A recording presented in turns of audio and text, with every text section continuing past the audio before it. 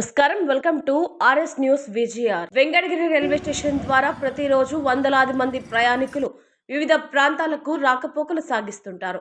అయితే స్టేషన్లో rail coach position display బోర్డులు, కోచ్ సూచిక బోర్డులు సరిగ్గా పనిచేయకపోవడం వల్ల ఏ కోచ్ ఎక్కడ ఆగుతుందో తెలియక వృద్ధులు, వికలాంగులు మరియు మహిళా ప్రయాణికులు తీవ్ర ఇబ్బందులు పడుతున్నారు.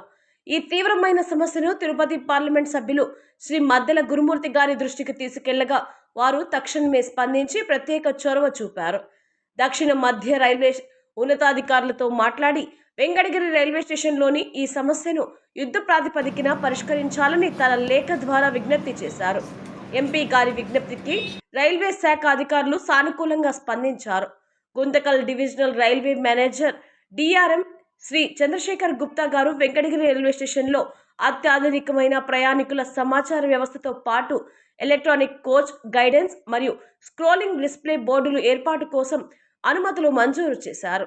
త్వరలోనే ఈ పనులు ప్రారంభమై అక్టోబర్ 5వ తేదీలోగా పూర్తి చేసి ప్రయాణికులకు అందుబాటులోకి తెస్తామని రైల్వే అధికారులు స్పష్టం చేశారు. దీంతో పాటు ఎన్నో సంవత్సరాల నుండి వెంకటగిరి నుండి నాయుడుపేట వైపు వెళ్లే ప్రజలు, వాహనదారులు రైల్వే గేట్ పడటం వల్ల గంటల తరబడి వేచి ఉంటూ తీవ్ర ఇబ్బందులు ఎదుర్కొంటున్నారు. ఈ దశాబ్దాల సమస్యకు శాశ్వత పరిష్కారంగా అక్కడ రైల్వే అండర్ బ్రిడ్జ్ ఏర్పాటుకు కూడా అనుమతులు ఇవ్వాలని, దీనివల్ల ఈ ప్రాంత ప్రజలకు, వ్యాపారులకు మరియు ప్రయాణికులకు పెద్ద ఎత్తున ఉపశమనం కలుగుతుందని యువరాజు కోరారు. ఇదే తరుణంలో వెంకటగిరి టౌన్ నగిరి వీధిలో గతంలో ఉన్న కరెంటు బిల్లులు కట్టే కేంద్రాన్ని మూసివేసి పాలకేంద్రం మెయిన్ రోడ్డు వైపునకు మార్చడం వల్ల స్థానిక ప్రజలు, ముఖ్యంగా వృద్ధులు తీవ్ర ఇబ్బందులు పడుతున్నారు. ప్రజల సౌకర్యార్థం సదరు బిల్లింగ్ కేంద్రాన్ని ప్రజలకు దగ్గరగా పెట్టాలని, అలాగే ఆధునిక డిజిటల్ పేమెంట్ సదుపాయాలను కూడా అక్కడ కల్పించాలని అధికారులను కోరడం జరిగింది. వెంకటగిరి ప్రజల దశాబ్దాల సమస్యలను పరిష్కరించడానికి పట్టుదలతో కృషి చేసిన తిరుపతి పార్లమెంట్ సభ్యులు శ్రీ మద్దెల గురుమూర్తి గారికి వెంకటగిరి ప్రజల తరపున, వెంకటగిరి సంస్థానం తరపున శ్రీ వివిఎస్ సర్వజ్ఞ కుమార కృష్ణ యాచంద్ర ప్రత్యేక కృతజ్ఞతలు మరియు ధన్యవాదాలు తెలియజేశారు. నమస్కారం. ఈరోజు ఒక ధన్యవాదాలు తెలియజేసుకునే కార్యక్రమంలో మన వెంకటగిరి రైల్వే స్టేషన్ మీ అందరికీ తెలుసు. మన వెంకటగిరి ప్రజలకి అనేక విధాలుగా ఉపయోగపడుతూ వచ్చింది.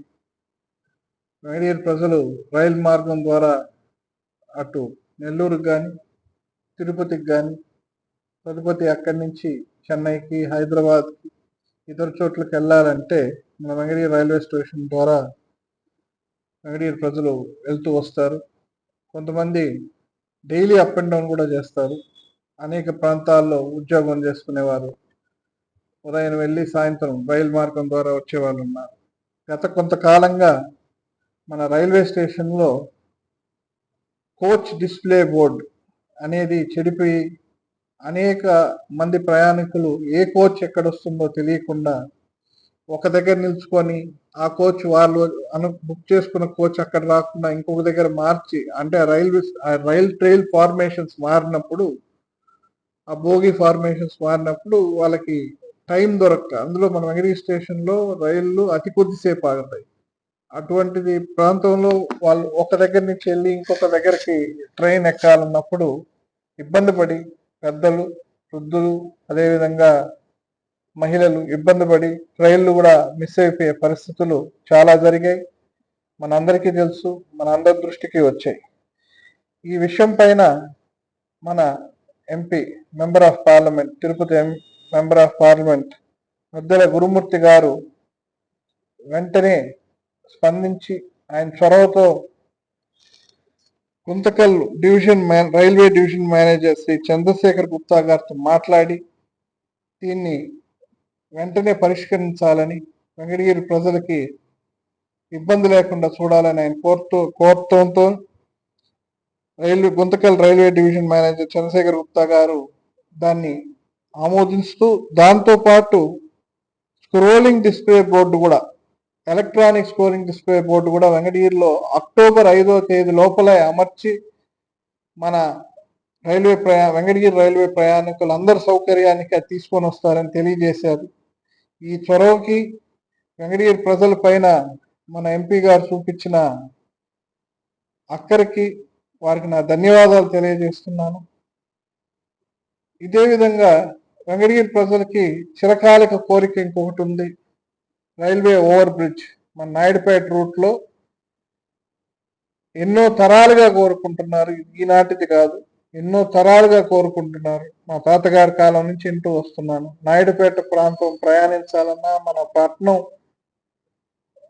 తూర్పు వైపు పెరగాలన్నా మనకి రైల్వే లైన్ అనేది కొంచెం ఇబ్బంది కలుగుతుంది.